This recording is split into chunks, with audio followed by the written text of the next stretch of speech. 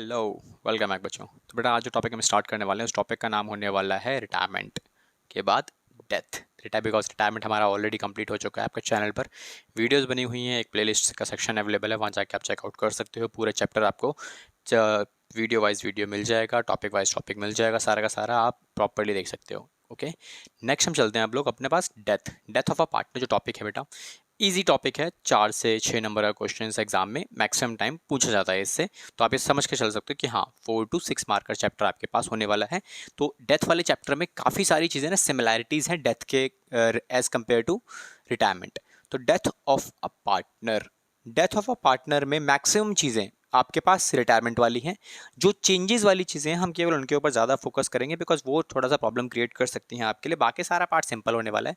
तो पहले हम देख लेते हैं एग्जैक्टली इस टॉपिक के अंदर हम लोग क्या क्या पढ़ने वाले हैं। ओके, तो आज की क्लास में हम इस टॉपिक का एग्जैक्टली पूरा बेस बनाएंगे। तो एग्जैक्टली क्या है इस टॉपिक में, तो पहले हम देखते हैं टॉपिक्स टू बी कवर्ड। कितने टॉपिक्स हम इस पूरे चैप्टर में कवर करने वाले हैं। ओके, तो फर्स्ट टॉपिक जो हमारे पास होने वाला है that is calculation of new ratio and gaining ratio. क्योंकि रिटायरमेंट के टाइम पे भी गेनिंग रेशियो आती है और बेटा यहाँ पर भी आपकी गेनिंग रेशियो आएगी, लेकिन कैलकुलेशन वाइज अगर देखा जाएगा तो एग्जैक्टली सेम देखने को मिलेगा, आपको कोई प्रॉब्लम नहीं आएगी। दूसरा जो टॉपिक हमारे पास आएगा वो आएगा हमारे पास that is share of diseased partner. अभी डिजीज्ड पार्टनर का मतलब होता है सिंपल सा, जिस पार्टनर की डेथ हो गई है। तो हम उस पार्टनर के बारे में बात करेंगे। Share of disease partners profit, हम लोग प्रॉफिट की कैलकुलेशन करेंगे उस पर्टिकुलर पार्टनर के लिए।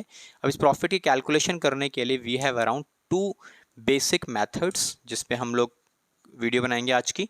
तो पहला जो मेथड बनेगा बेटा हमारे पास वो बनता है that is time basis, and जो सेकंड मेथड हमारे पास बनता है बेटा वो बनता है सिंपल सा सेल्स बेसिस।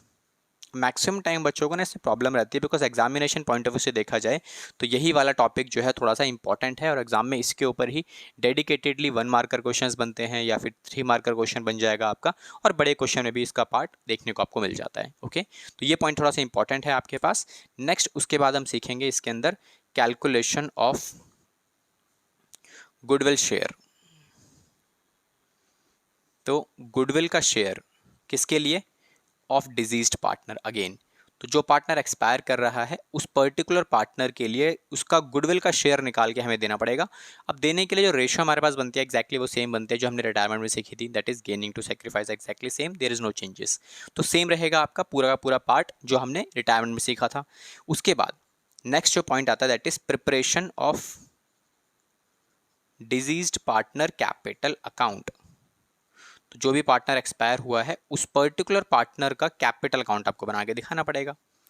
तो डिजीज्ड पार्टनर्स कैपिटल अकाउंट, तो ये आपको अलग से सीखना पड़ेगा, है ना। देन उसके बाद एक पर्टिकुलर पार्ट दैट इज हाँ रियलाइजेशन अकाउंट, एज ऑब्वियस कि आपको सीखना पड़ेगा। सीखना क्या पड़ेगा सर, ऑलरेडी हमने एडमिशन में सीख लिया, रिटायरमेंट में सीख लिया, डेथ में भी हम लोग करने वाले हैं। और अगर आपको स्पेशली रिवैल्यूएशन अकाउंट के लिए कोई डेडिकेटेड वीडियो चाहिए तो ऑलरेडी हमारे चैनल पे अवेलेबल है। मैं उस वीडियो का लिंक डिस्क्रिप्शन में डाल दूंगा, आप जाके रिवैल्यूएशन अकाउंट में अगर आपको थोड़ी सी भी दिक्कत आती है तो वो मैंने एक वीडियो बनाई है, वो बहुत इंपॉर्टेंट है क्योंकि उस एक वीडियो में आपका जहाँ जहाँ भी रिवैल्यूएशन अकाउंट का इस्तेमाल होगा वो हमने सब कुछ कवर किया हुआ है। Number of transactions around 30 to 35 transactions आपको इजीली मिल जाएंगे और हर एक ट्रांजेक्शन्स का treatment with basic concepts behind every transaction कि उसका ट्रीटमेंट कहाँ होगा और कैसे होगा और वही क्यों होगा, सब कुछ मिलेगा आपको। तो वो देख सकते हो आप। तो रिवोल्यूशन अकाउंट भी आपको इसमें बनाना पड़ेगा, अगर बड़ा क्वेश्चन बनेगा तो वो भी आप कर लेना। देन उसके बाद एक पॉइंट आता है that is adjustment of capital. तो जैसे एडजस्टमेंट ऑफ कैपिटल हमारा रिटायरमेंट में देखने को आपको मिला, सेम उसी तरीके का एडजस्टमेंट ऑफ कैपिटल यहाँ भी देखने को मिलता है। लेकिन हाँ इस चैप्टर का adjustment of capital as comparatively retirement से थोड़ा सा कम इंपॉर्टेंट है कह सकते हैं, क्योंकि इसका कोई जो क्वेश्चन निकल के आता है मैक्सिमम इसका बनाने के लिए आता है preparation of disease partners capital account. अगर 4 से 6 मार्क का क्वेश्चन बनेगा तो वो यहाँ से बनेगा आपको। ओके, जिसमें ये वाला पॉइंट बहुत इंपॉर्टेंट है और आज हम इसी को कवर करने वाले हैं कंप्लीटली। तो ये पूरे चैप्टर का एग्जैक्टली बेस है जिसमें आपका ये जो पार्ट है आपका ये वाला ये एज इट इज़ रिटायरमेंट वाला पार्ट है। तो जो आपका रिटायरमेंट होता है सेम आपका गुडविल वाले सेक्शन के लिए बोलूँ, चाहे मैं न्यू रेशियो के लिए बोलूँ, चाहे मैं गेनिंग रेशियो के लिए बोलूँ, दोनों चीज़ें एग्जैक्टली सेम देखने को मिलेंगे, कोई चेंजेस नहीं है। क्लियर, ये हम लोग सीखेंगे। उससे पहले एक और काम कर लेते हैं। एक क्वेश्चन और एग्जाम में आता है कि भाई जब पार्टनर आपका रिटायर करेगा तो in that case diseased partner को क्या क्या चीज़ें मिलेंगी। तो वो सारी चीज़ें हम लोग पढ़ने वाले हैं, और रिटायरमेंट में और इस चैप्टर में डिफरेंस क्या है, और ये टॉपिक पिछले वाले में क्यों है, क्यों नहीं है, बेसिकली इस चैप्टर में क्यों है, उसका भी हम लोग बेसिक समझते हैं अभी। तो पहले आप इसको नोट डाउन कर सकते हो, then we will start the basics of this chapter. Okay, तो हम देखते हैं कि जब कोई पार्टनर एक्सपायर करता है तो उस पार्टनर को क्या क्या चीज़ें मिलती हैं। ठीक है, items for which executors of diseased partner are entitled। ठीक है, तो हम वो सारे आइटम्स लिखने वाले हैं जिन आइटम्स के लिए एग्जीक्यूटर्स, कौन है किसकी बात कर रहे हैं हम लोग, एग्जीक्यूटर्स की, किसके एग्जीक्यूटर, मतलब डिजीज पार्टनर के एग्जीक्यूटर, उनको क्या क्या चीजें मिलेंगी और किस किस चीज के लिए वो एंटाइटल्ड हैं। ठीक है, तो ये हम लोग डिस्कस करने वाले हैं इस पर्टिकुलर टॉपिक में। तो एग्जीक्यूटर्स बेसिकली कौन होता है, एग्जीक्यूटर्स का मतलब होता है जो डिजीज पार्टनर, मतलब जिस पार्टनर की डेथ हुई है उसके पीछे जो रह गए हैं, चाहे उसके घर वाले हों या उसके बच्चे या जो भी है, मतलब आप कह सकते हो नॉर्मल लैंग्वेज में नॉमिनीज, है ना, कहते हैं ना कि जो जिसको जायदाद वगैरह का हिस्सा मिलता है। तो सिंपल है, जो पार्टनर एक्सपायर हुआ उसके पीछे कोई तो होगा, उसकी वाइफ होगी, उसके बच्चे होंगे, तो उनको ये पैसा दिया जाता है सारा का सारा। तो क्या क्या चीजें उन्हें मिलेंगी हम लोग उसके बारे में बात करने वाले हैं बच्चों। सबसे पहली चीज जो उन्हें मिलेगी दैट इज हिज और हर capital balances, capital balance from last balance sheet. पिछली जो भी बैलेंस शीट थी उस बैलेंस शीट में जो भी उसका कैपिटल का बैलेंस था, चाहे वो डेबिट हो चाहे वो क्रेडिट हो, वो हम उसको ट्रांसफर करेंगे। देन उसके बाद शेयर फ्रॉम डिस्ट्रीब्यूटेबल आइटम, तो जितने भी डिस्ट्रीब्यूटेबल आइटम हैं उसमें से जो उसका शेयर बनता है, शेयर फ्रॉम डिस्ट्रीब्यूटेबल आइटम्स, सब कुछ उसे दिया जाएगा।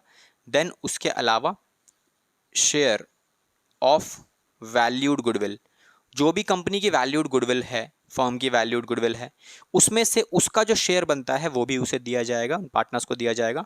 देन उसके बाद किसी भी पार्टनर की अगर आप उसको सैलरी दे रहे हो या फिर कोई कमीशन वगैरह था, ठीक है, कब तक का देंगे, लेकिन ये up to date of death, तो डेट ऑफ डेथ तक का ही हम लोग उसे सैलरी और कमीशन देंगे। अगर वो सैलरीड पार्टनर था और सैलरी का क्लॉज पार्टनरशिप डीड में अवेलेबल था तो वो भी हम लोग उसे प्रोवाइड करेंगे, लेकिन ध्यान रखने वाली बात क्या है, ये मिलेगा केवल और केवल डेट ऑफ डेथ का। यहाँ पे मैंने डेट ऑफ डेथ की कोई भी वर्ड्स वगैरह नहीं लिखे हैं, इसका मतलब ये होता है कि यहाँ पर जो भी अमाउंट आएगा वो फुल ईयर का मिलेगा पूरा।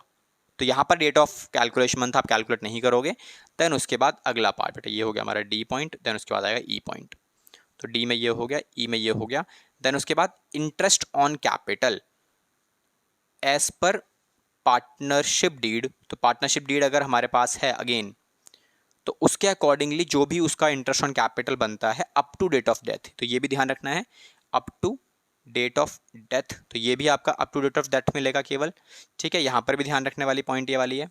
देन उसके बाद एफ पॉइंट में इंटरेस्ट ऑन ड्राइंग्स चार्ज्ड, ये हम उसे चार्ज करेंगे as per partnership deed again at आपका डेट ऑफ डेथ तक का, तो यहाँ पर भी ये चीज़ ध्यान रखनी है आपको। देन उसके बाद last point that is share of profit, तो शेयर ऑफ प्रॉफिट भी हम उसे देंगे, लेकिन ये भी up to date of death,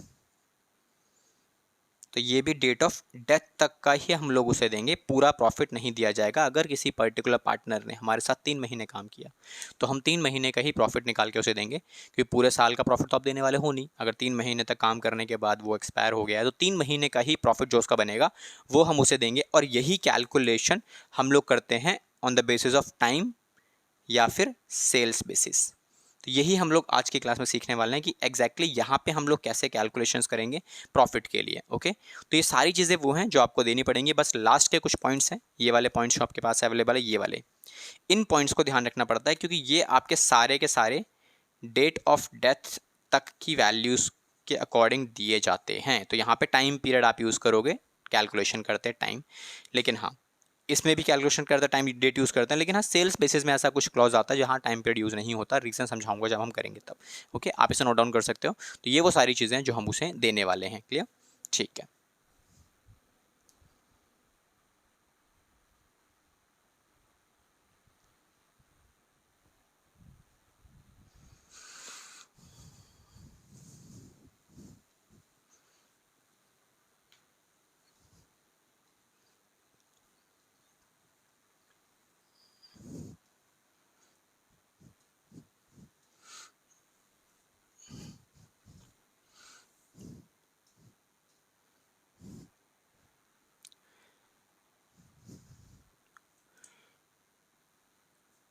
okay, तो आई होप आपने नोट कर लिया होगा।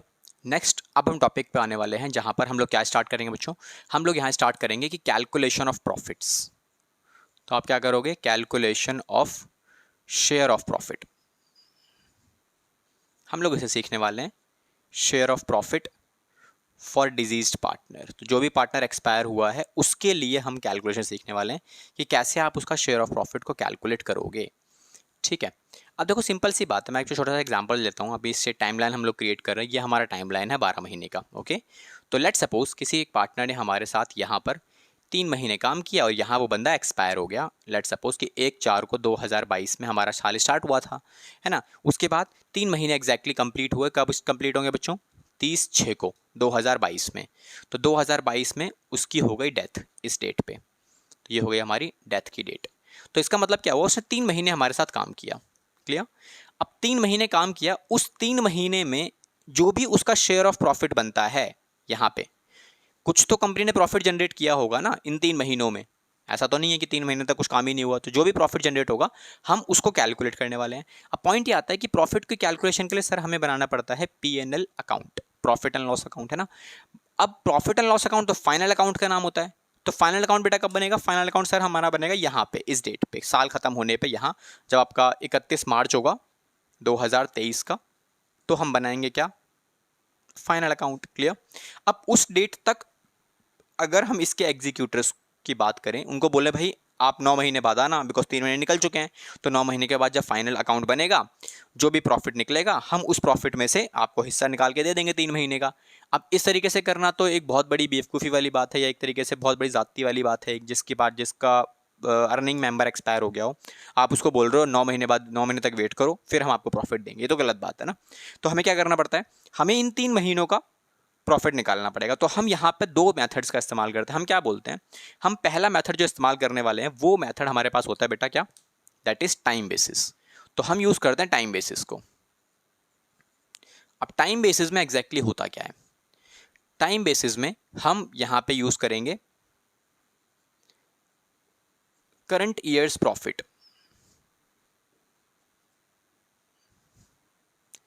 Is to be calculated on the basis of previous year profit or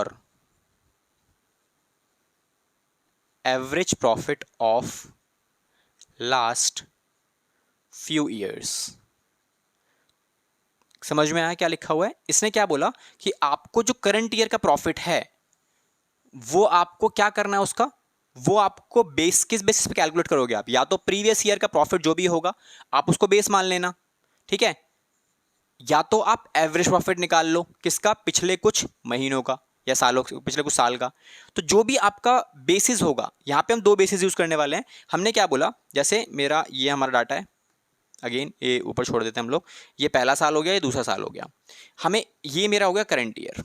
अब मुझे इस महीने, इस करंट ईयर में इन 3 महीनों का प्रॉफिट चाहिए।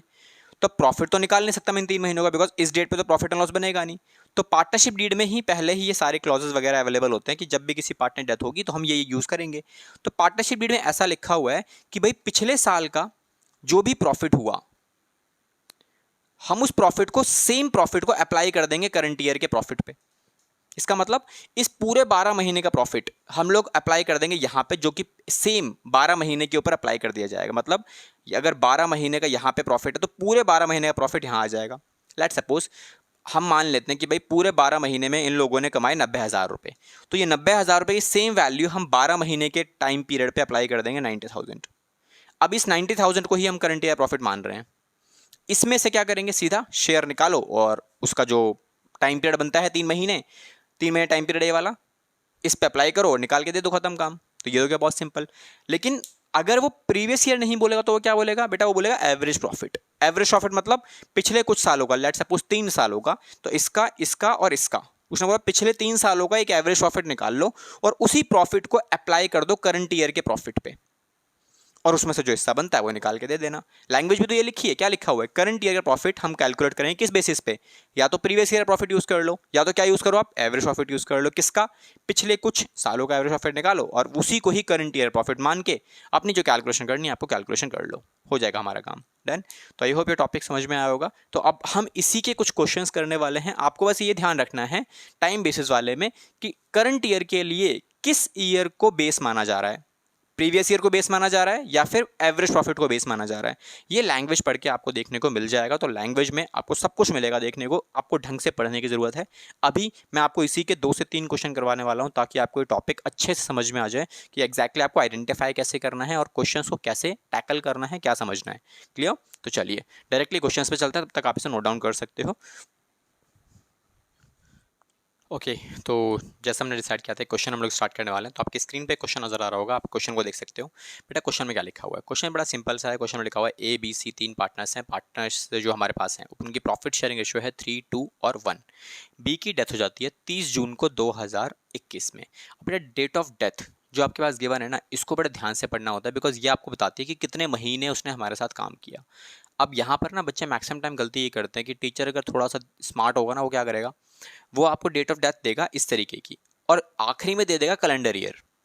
और मैक्सिमम क्वेश्चंस हम लोगों ने किए होते हैं बच्चों, कौन से वाले, आपके फाइनेंशियल ईयर वाले। तो यहाँ पे हम क्या करते हैं, 3 महीने ले लेते हैं सीधा सीधा कि अप्रैल, मई और जून। जून का लास्ट, तो अप्रैल का पूरा महीना, जून का आपका मई का पूरा महीना, देन जून का पूरा महीना, तो वो होते हैं 3 महीने। अब अगर क्वेश्चन में कैलेंडर ईयर है तो कैलेंडर ईयर के हिसाब से तो 6 महीने हो गए। बट पॉइंट ये है कि कैलेंडर ईयर और फाइनेंशियल ईयर आप कैसे आइडेंटिफाई करोगे, है ना। तो बच्चों इसे एक बार देख सकते हो, तो क्वेश्चन आपके साइड में लिखा हुआ है। तो अगर आपको कैलेंडर ईयर को लिखने का तरीका बेटा ये होता है, कैलेंडर ईयर को हम ऐसे प्रेजेंट करते हैं, ठीक है। तो ये हम कैलेंडर ईयर लिख रहे हैं, ये हो गया कैलेंडर ईयर का पैटर्न जो लिखा जाएगा इस तरीके से। और क्वेश्चन में अगर लिख के दे देगा ना ईयर एंडेड दिस, तो इसका मतलब कैलेंडर ईयर की बात कर रहा है। लेकिन अगर फाइनेंशियल ईयर की बात करेगा तो फाइनेंशियल ईयर बेटा कैसे लिखोगे आप, फाइनेंशियल लिखोगे इस तरीके से 2021 और 22, फिर उसके बाद 2022 और 23, फिर उसके बाद 2023 और 24। दिस इज अ पैटर्न जिस तरीके से हम लोग फाइनेंशियल ईयर और कैलेंडर ईयर को रिकॉर्ड करते हैं, मतलब प्रेजेंट करते हैं, लिखते हैं।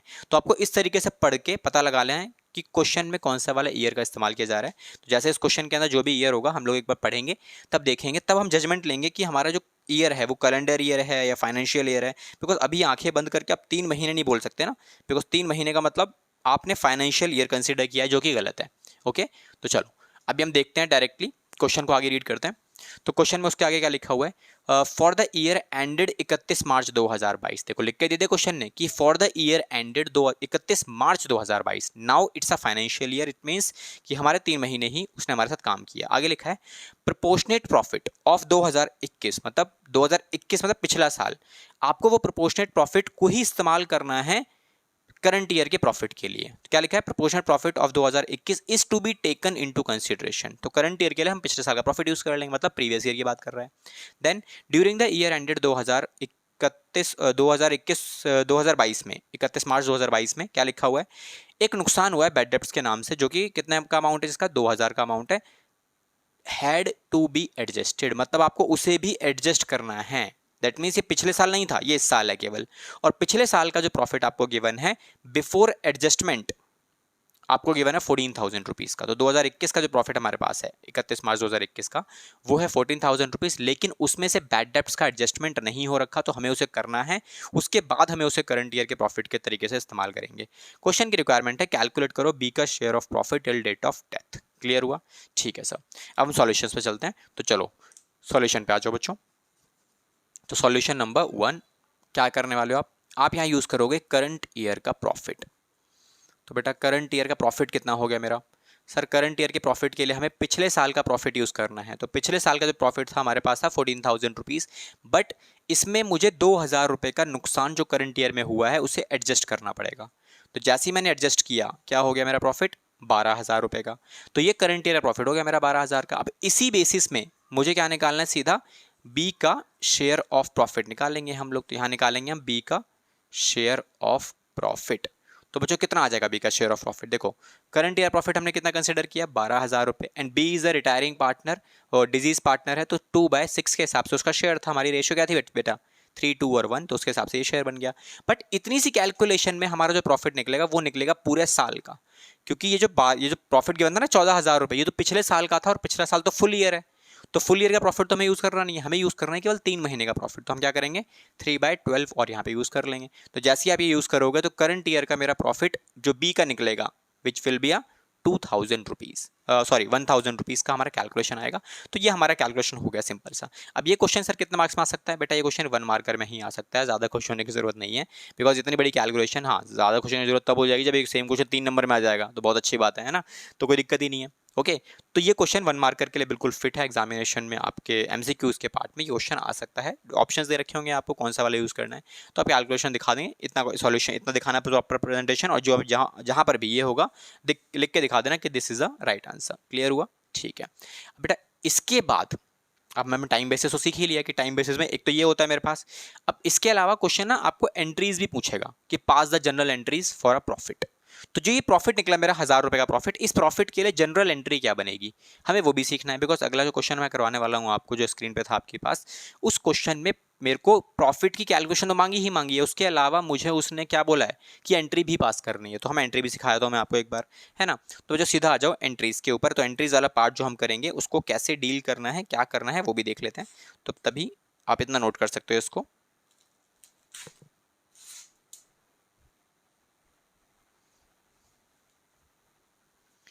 ठीक,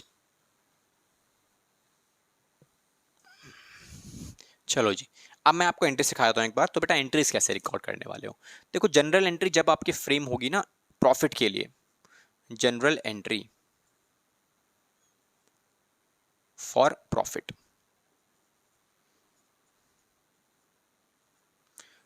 ठीक है, आप प्रॉफिट के लिए एंट्री पास करने वाले। तो यहाँ पे बेटा हमारे पास 2 केस बनते हैं, ये अच्छे से लिख लेना आप, बिकॉज केसेस में बच्चे मैक्सिमम गलतियां करते हैं। तो केस नंबर 1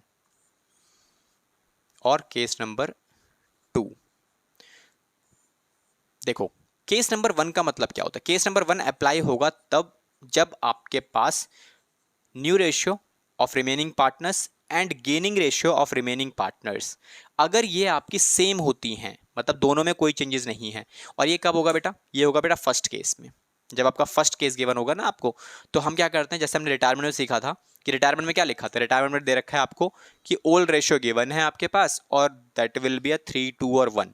एंड क्वेश्चन कहता है भाई बी हमारा रिटायरमेंट ले लेता है। अगर बी रिटायरमेंट लेगा और क्वेश्चन में न्यू रेशियो गिवन नहीं है आपको, या फिर गेनिंग रेशियो का कोई पैटर्न गिवन नहीं है आपको, तो इन दैट केस हम क्या कंसिडर करते हैं बच्चों, new ratio will be 3:1। And first जब मैंने नोट लिखवाया था आपको, मैंने क्या कहा था कि यही रेशियो आपकी एज अ गेनिंग रेशियो भी कंसीडर की जाएगी। इवन इफ अगर आप कैलकुलेट करके भी देखोगे न्यू रेशियो माइनस में ओल्ड रेशियो, तो यही निकल के आने वाली है। तो अगर ये वाला केस है तो इसका मतलब क्या है, ये केस बन गया हमारा, क्योंकि इस केस में क्या होता है न्यू रेशियो और गेनिंग रेशियो आपकी एक्जैक्टली सेम बनती है। क्लियर? तो इन दैट केस जो भी आपकी जनरल एंट्री फ्रेम होगी यहाँ पे इस वाले केस में, तो सर जनरल एंट्री क्या आएगी बेटा, यहाँ पे जनरल एंट्री आपके पास निकल के आती है simple, profit and loss suspense account debit. बेटा सस्पेंस अकाउंट क्यों, बिकॉज आपको तो पता ही नहीं ना कि करंट ईयर में प्रॉफिट होने वाला है लॉस होने वाला है, आपने तो बस अजम्पशन ले लिया पिछले साल का और प्रॉफिट दे दिया। और किसको पैसा देने वाले हो, बिकॉज पैसा आप देते हो यहाँ पे टू डिजीज्ड पार्टनर्स कैपिटल या फिर करंट अकाउंट। आप करंट अकाउंट वाला सेक्शन है तो करंट अकाउंट यूज करोगे, अदरवाइज नॉर्मल रहेगा हमारा पैटर्न। ठीक है, तो ये हमारी एंट्री बन जाती है। तो बेटा ये जो एंट्री बनेगी ना आपकी, ये एंट्री बनती है प्रॉफिट के लिए। तो being profit transferred to deceased partner's capital account, अगर आपके पास ए है तो एस कैपिटल अकाउंट, ठीक है, तो वो यूज कर लेना। अगर आपके पास बी है तो बी यूज कर लेना, हो गया हमारा काम। तो ये एंट्री आपके पास किसकी बन जाती है बेटा, ये एंट्री बनती है आपके पास प्रॉफिट अगर हमारे पास है। सर अगर लॉस होगा तो क्या करेंगे, बिकॉज लॉस भी तो हो सकता है ना। तो लॉस अगर होगा तो क्या करोगे, कुछ नहीं करना, आपको एंट्री फ्लिप कर देनी है, मतलब ये ऊपर चला जाएगा ये नीचे चला जाएगा, हो गया हमारा लॉस, है ना। अगर लॉस हो गया तो वो भी लिख लो एक बार। तो बेटा ये हो गया मेरे पास किसकी एंट्री, ये हो गई in case of profit, in case of profit. अगर प्रॉफिट हमें ट्रांसफर करना है तब ये एंट्री पास करोगे आप। Sir what about the loss, तो लॉस में भी लिख लेते हैं। तो इन केस ऑफ लॉस, ये केस नंबर 2 को हम नीचे लिख लेंगे, अभी हम केस नंबर 1 की ही बात करते हैं क्योंकि स्पेस थोड़ा सा प्रॉब्लम पड़ेगा। तो यहाँ क्या लिखेंगे, in case of loss what about entry. तो सर बेटा एंट्री बनेगी यहाँ पे आपके पास, क्योंकि लॉस के केस में क्या होता है पार्टनर्स का पैसा हम कट करते हैं। तो उनकी कैपिटल में से कट कर लेंगे, तो डिजीज्ड पार्टनर जो भी होगा हमारे पास उसकी कैपिटल या फिर करंट अकाउंट को डेबिट करोगे आप, क्योंकि कैपिटल अकाउंट डेबिट कब होता है, जब उसका पैसा कटता है। और नीचे सेम वही टू सस्पेंस अकाउंट, तो ये हमारे पास एंट्री बन जाती है, दैट्स इट। तो ये किसकी एंट्री बन गई, being loss transfer to, being loss transferred to deceased partner's capital या फिर करंट अकाउंट, जो भी होगा हमारे पास। क्लियर हुआ? ठीक है, तो ये प्रॉफिट, ये फिर लॉस की एंट्री आपके पास बन जाती है। तो केस नंबर 2 क्या है सर, ये हो गया हमारे पास क्लियर। ठीक है सर, केस नंबर 1 में कब होगा जब अप्लाई ये वाला केस आपका, जब आपके पास ये वाली सिचुएशन बनेगी जहां पर आपका न्यू रेशियो और आपका गेनिंग रेशियो एग्जैक्टली सेम होगा, तब आप यूज करोगे profit and loss suspense account. Profit के लिए ये, लॉस के लिए आपकी ये वाली एंट्री, क्योंकि वहां पे आपका लॉस में पार्टनर्स का पैसा हम कट करते हैं इसीलिए। क्लियर हुआ? ठीक है sir. What about the next case, अब नेक्स्ट केस आपका क्या होने वाला है, तो पहले आप इसको नोट कर लो, फिर नेक्स्ट केस हम लोग देखते हैं वो कैसे करते हैं हम लोग। ओके, तो फर्स्ट केस हमारा हो चुका है जहां पे हम लोग न्यू रेशियो और गेनिंग रेशियो को सेम अगर होगा तो हम कैसे प्रेजेंट करते हैं एंट्रीज को। सेकंड केस, तो केस नंबर 2 पे आ जाते हैं। तो केस नंबर 2 बेटा कब यूज होगा, तो केस नंबर 2 एंट्रीज के लिए तब इस्तेमाल होगा जब आपकी न्यू रेशियो और गेनिंग रेशियो बिल्कुल डिफरेंट नजर आएंगी, मतलब दोनों में कोई सिमिलैरिटी नहीं है। ये कब होगा, जब आपको ओल्ड रेशियो गिवन है और न्यू रेशियो भी गिवन है ना। देखो, अगर आपकी ओल्ड रेशियो में डाटा दिया हुआ है कुछ इस तरीके का, दैट इज 3:2:1, और न्यू रेशियो क्वेश्चन में ऑलरेडी गिवन है, that will be 1:1, and question कहता है भाई ये पार्टनर की डेथ हो गई। तो देखो न्यू रेशियो क्या है, ओल्ड रेशियो है 3:2, न्यू रेशियो क्या है 1:1। तो जाहिर सी बात है गेनिंग रेशियो जो होगी वो बिल्कुल डिफरेंट आएगी न्यू रेशियो से, बिकॉज यहां पर आपको न्यू रेशियो कैलकुलेट करना पड़ेगा, और कैलकुलेट करना पड़ेगा इसका मतलब आपका न्यू रेशियो बिल्कुल डिफरेंट आएगा, जो 1:1 बिल्कुल नहीं आ सकता, है ना। तो इन दैट केस क्या एंट्री बनने वाली है, तो बेटा जो एंट्री बनेगी वो हम देख लेते हैं। तो यहां पर सबसे पहले आप लिखोगे इन केस ऑफ प्रॉफिट, क्योंकि वहां पर हमने देखा था। तो इन केस ऑफ प्रॉफिट बेटा एंट्री वही जो आपको ऑलरेडी आती है, कि पहले भी हम लोग कर चुके हैं। तो एंट्री क्या बनती है बच्चों, एंट्री बनती है सिंपल, यहां लिखोगे गेनिंग पार्टनर्स कैपिटल या फिर current account debit to deceased partner capital या फिर करंट अकाउंट। तो डिजीज्ड पार्टनर कैपिटल या फिर करंट अकाउंट। हाँ, अगर कभी कैलकुलेशन करते टाइम कोई पार्टनर अगर आप सेक्रीफाइसिंग निकल आता है तो वो भी sacrificing partners capital account debit या क्रेडिट निकल आएगा। तो ये हमारी एंट्री बन जाती है बेटा किस केस में, जब आपके पास प्रॉफिट है और आपका ये सिनेरियो बन रहा है, न्यू रेशियो और गेनिंग रेशियो एग्जैक्टली सेम नहीं है तब। ओके, तो चलो अब चलते हैं नेक्स्ट पे, जहां पे आपको लॉस होगा। तो इन केस ऑफ लॉस, अगर लॉस आपको ट्रांसफर करना है डिजीज पार्टनर से कैपिटल अकाउंट में, तो what will be the entry. तो बेटा लॉस होगा तो क्या होगा, ये पूरी एंट्री रिवर्स हो जाएगी आपकी। तो in that case disease partner का पैसा कट करेंगे, तो डिजीज पार्टनर्स कैपिटल या फिर आप यहां लिखोगे करंट अकाउंट अगेन, और अगर कोई सेक्रीफाइसिंग पार्टनर भी आ रहा है तो सेक्रीफाइसिंग पार्टनर्स कैपिटल या फिर करंट अकाउंट। यहां पर भी सेम काम, और टू गेनिंग पार्टनर्स कैपिटल, क्योंकि वहां पे आप गेनिंग पार्टनर्स के को पैसा निकाल के दोगे, जो लॉस हुआ है उसको। तो लॉस के केस में ये वाली एंट्री बन जाती है, अगर आपको लॉस ट्रांसफर करना है इन दैट केस तो ये एंट्री आप प्लेस करोगे। आई होप ये टॉपिक आपको अच्छे से क्लियर हुआ होगा, जनरल एंट्री वाला, बिकॉज अगली एंट्री में हम लोग जो क्वेश्चन करेंगे वहाँ पे इन दोनों में से कोई भी केस हम लोग करने वाले हैं। प्रॉफिट देखेंगे, लॉस देखेंगे। प्रॉफिट होगा तो ये एंट्री पास कर देना, लॉस होगा तो ये एंट्री पास कर देंगे, अगर ये वाला केस बनता है तो। ओके, तो आई होप ये दोनों केसेस आपको क्लियर हुए होंगे जनरल एंट्रीज वाले, बिकॉज यहाँ पर भी एमसीक्यू का क्वेश्चन आपका बन सकता है। क्वेश्चन आपको फ्रेम करके दे देगा और बोलेगा ये एंट्री है, बताओ भाई क्या एंट्री होगी, कौन सी एंट्री सही है कौन सी गलत है। तो आपको पता होना चाहिए कि हाँ, पहले तो आप सबसे पहला स्टेप क्या होगा, चेक करना पड़ेगा आपको ये वाला कि भैया एंट्री में क्वेश्चन आपको जो गिवन है उसमें न्यू रेशियो और गेनिंग रेशियो में अगर कोई डिफरेंस है, सेम नहीं है, तो ये वाली एंट्रीज बनेंगी। डिफरेंस है, अगर नहीं, वो डिफरेंस नहीं है, एक्जैक्टली सेम है दोनों, तो इन दैट केस क्या एंट्री बनेगी आपकी, सेम वही profit and loss suspense account वाली एंट्री बनेगी आपकी, है ना। तो वहां देख लेना। या फिर ये पूछ सकता है कि profit and loss suspense account कब खोला जाता है, जब आपका न्यू रेशियो और गेनिंग रेशियो एक्जैक्टली सेम होगा, तब आप उसको यूज करोगे, अदरवाइज उसको यूज ही नहीं कर रहे, हम देख सकते हो आप। ठीक है, चलिए अब डायरेक्टली क्वेश्चंस पे चलते हैं जो मैंने आपको बताया था। ओके, तो एज डिसाइडेड हमें क्वेश्चन करने वाले हैं। तो बेटा क्वेश्चन आपकी स्क्रीन के ऊपर अवेलेबल है, आप क्वेश्चन देख सकते हो। क्वेश्चन में क्या बोला हुआ है, राम, मनु और हरी, तीन पार्टनर्स हमारे पास अवेलेबल हैं, तीनों पार्टनरशिप फॉर्म में काम करते हैं। हरी जो है उसकी डेथ हो जाती है 30 जून को 2022 में। अगेन उसके बाद his share of profit from the closure of last accounting year till date of death, वो कैलकुलेट किया जाएगा ऑन द बेसिस ऑफ, देखो भाई यहां से पता लग जाएगा आपको किसको यूज करना है। तो ऑन द बेसिस ऑफ क्या बोला उसने मुझे, उसने बोला average of 3 completed financial years profit. Financial year इसका मतलब again company financial year use कर रही है, तो पता लग गया 30 जून से लेके 30 जून तक उसने हमारे साथ काम किया, दैट मीन्स उसने हमारे साथ 3 महीने काम किया। तो उसने क्या बोला, एवरेज प्रॉफिट निकालना है आपको पिछले 3 महीनों का, जो भी डेट ऑफ डेथ से पहले थे उनका।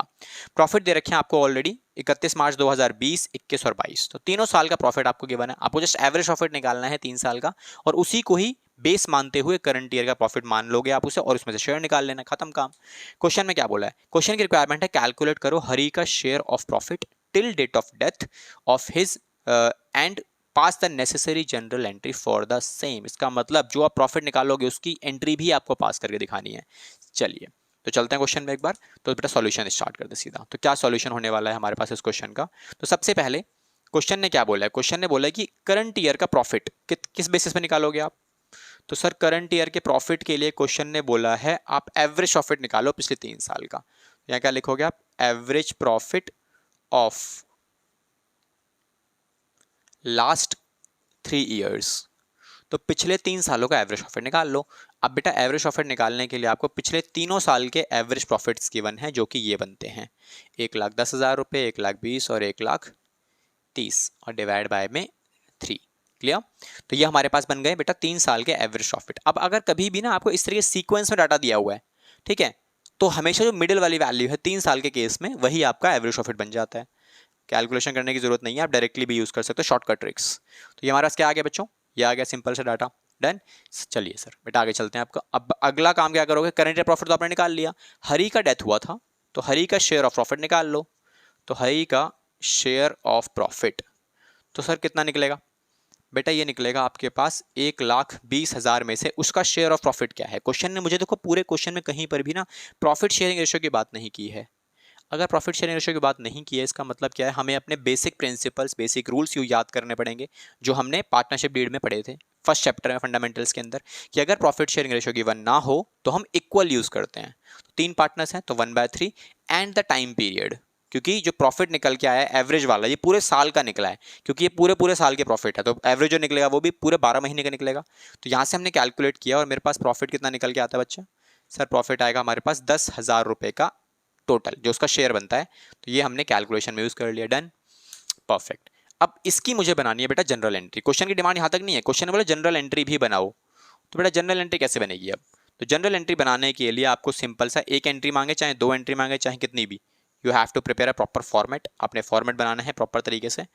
तो फॉर्मेट हमने बना दिया है, ये हमारे पास रुपीज़ का कॉलम, ये क्रेडिट, देन उसके बाद ये डेबिट, उसके बाद LF, देन उसके बाद ये डेट एंड देन पर्टिकुलर। अब डेट ऑफ डेथ कौन सी है बेटा, डेट ऑफ डेथ है 2022 30 जून, तो 30/6, डन। अच्छा एंट्री कौन सी वाली करोगे अब एक बार चेक करो, क्वेश्चन में देखो ओल्ड रेशियो गिवन नहीं है तो हम क्या यूज कर सकते हैं 1:1:1 and new ratio is also missing, मतलब वो भी गिवन नहीं है। तो इन दैट केस हम क्या करेंगे, जिसकी डेथ हुई है मतलब हरी, ये लास्ट पार्टनर है, इसको हटाओ, तो न्यू रेशियो क्या बनेगी बच्चों, न्यू रेशियो बनेगी सेम। अब न्यू रेशियो अगर यही बनने वाली है तो गेनिंग रेशियो भी क्या आएगी बच्चों, सर गेनिंग रेशियो भी सेम आएगी। तो केस कौन सा बना, new ratio equal to gaining ratio. तो इन दैट केस हम P&L सस्पेंस अकाउंट का इस्तेमाल करेंगे। अब यहाँ पे प्रॉफिट की बात की जा रही है, तो प्रॉफिट है मतलब पार्टनर को पैसा मिलेगा, तो हम यहाँ एंट्री क्या करेंगे, P&L suspense account debit to, किसकी एक्सपायरी हुई है, हरी की। तो यहाँ लिखोगे Hari's capital account, because capital account ही यूज होगा, बिकॉज फ्लक्चुएटिंग है बाय डिफॉल्ट, हम वही मानते हैं ना। क्वेश्चन में फिक्स होगा तो पक्का गिवन करके देगा, या फिर करंट अकाउंट के बैलेंसेस देगा। तो 10,000 रुपीज का अमाउंट। अब नीचे क्या लिखोगे आप, being profit transferred to Hari's capital account. तो हरी के कैपिटल अकाउंट में हमने पूरा प्रॉफिट जो था उसका 3 महीने का वो हमने ट्रांसफर कर दिया, and that's it, that's your proper presentation of your solution in that question. Clear, I hope ये टॉपिक आपको समझ में आया होगा, जिसमें हम टाइम बेसिस को कवर किया। तो नेक्स्ट क्लास में हम लोग क्या कवर करने वाले बच्चों, नेक्स्ट क्लास में हम कवर करेंगे calculation of profit on the basis of sales, कि अगर सेल्स बेसिस हमारे पास आएगा तो सेल्स बेसिस में हम किस तरीके से प्रॉफिट को कैलकुलेट करते हैं, वो और इंटरेस्टिंग होने वाला है, बिकॉज मैक्सिमम बच्चों को प्रॉब्लम आती है। लेकिन हाँ वो इतना ईजी टॉपिक है, हम कॉन्सेप्ट को समझेंगे फिर हम उसे डील करेंगे। ओके, तो आई होप ये टॉपिक आपको समझ में आया होगा। इससे रिलेटेड कोई भी क्वेश्चंस, कोई भी क्वेरी अगर आपके पास अवेलेबल है तो आप कमेंट बॉक्स में डाल सकते हो। I will completely help you in that, in solving that problem. Okay, तो मिलेंगे अपने नेक्स्ट वीडियो में with the another questions of sales basis. तब तक के लिए thank you so much and all the best.